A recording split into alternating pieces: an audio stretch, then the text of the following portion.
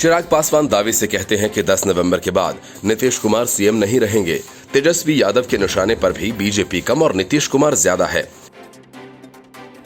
सीटों का ऐलान करने से पहले बहुत पहले डिप्टी सीएम सुशील मोदी ने कहा था कि जितनी ज्यादा सीटों पर आरजेडी लड़ेगी उतनी ही दिलचस्प लड़ाई होगी, लेकिन अब ऐसा लगने लगा है कि बीजेपी की उम्मीद पूरी होती हुई दिखाई दे रही है। नीतीश कुमार अब तक की सबसे मुश्किल लड़ाई में हैं। हालांकि बीजेपी लगातार ये भरोसा दे रही है कि सीट चाहे बीजेपी को जितनी ज्यादा मिले, लेकिन सीएम तो नीतीश ही बनेंगे।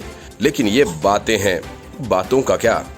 2015 के विधानसभा चुनावों में नीतीश कुमार की अगुवाई वाले महागठबंधन में 101 सीटों पर चुनाव लड़ने वाली राजद मौजूदा चुनाव में 144 सीटों पर लड़ रही है।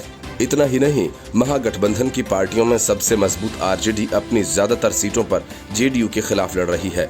77 सीटों पर आरजेडी के उम्मीदवार नीतीश के नेतृत्व वाले जेडीयू के खिलाफ मैदान में है। लगभग 30 सीटों पर जेडीयू आसान लड़ाई की उम्मीद कर सकती है।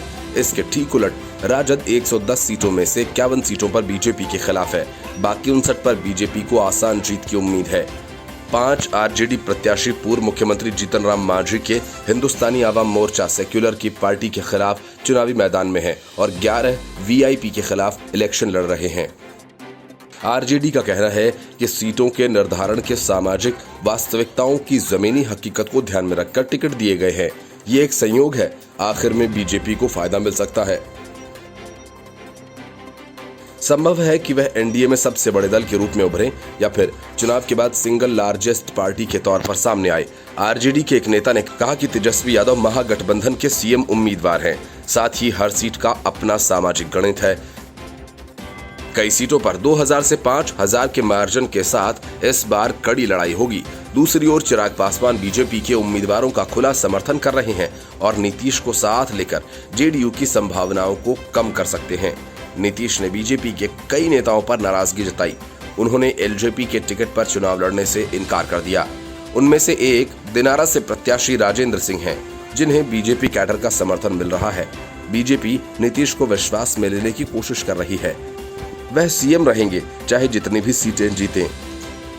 बीजेपी पासवान की आलोचना भी कर रही है, साथ ही उन पर भ्रम पैदा करने की कोशिश का आरोप लगा रही है। जेडीयू के राष्ट्रीय प्रवक्ता केसी त्यागी का कहना है कि वे आरजेडी के गेम प्लान को लेकर चिंतित नहीं हैं। यह तथ्य है कि आरजेडी हमें अपने मुख्य प्रतिद्वंदी के रूप में दिखा रही है। हम राज्य में राष्ट्रपति शासन के तौर पर भी आगे बढ़ सकते हैं। यह लोगों को तय करना है कि उन्हें नीतीश कुमार चाहिए या नहीं। बाकी बातें अप्रासंगिक हैं।